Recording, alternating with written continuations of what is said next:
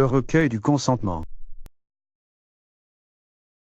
Déjà inscrit dans la loi informatique et liberté, le principe du consentement et les conditions de son recueil sont renforcés avec le RGPD. Dans l'article 4 du RGPD, le consentement est défini comme toute manifestation de volonté, libre, spécifique, éclairée et univoque par laquelle la personne concernée accepte, par une déclaration ou par un acte positif clair, que des données à caractère personnel qui la concernent fassent l'objet d'un traitement libre. Le consentement d'une personne ne doit pas être obtenu sous la contrainte ou sous influence. La personne doit pouvoir avoir le choix sans avoir à subir la moindre conséquence en cas de refus.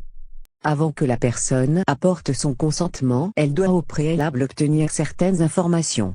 En effet, pour que son consentement soit valide, vous devez lui communiquer l'identité du responsable du traitement, les finalités poursuivies, les catégories de données collectées, comme par exemple les infractions, les données sensibles ou les données relatives à la vie privée, l'existence d'un droit de retrait. Le consentement doit être univoque. En effet, il ne doit laisser aucune ambiguïté et doit s'exprimer par un acte positif clair. Ainsi, les cases précochées ou préactivées sont à proscrire. De même, les consentements groupés ne sont pas conformes au RGPD. Par ailleurs, l'inaction n'est pas considérée comme univoque. L'absence de réponse à un email sollicitant le consentement a pour résultat qu'il n'est pas valide. Le consentement doit être spécifique. C'est-à-dire qu'un consentement correspond à un seul traitement, et ceci pour une finalité bien précise.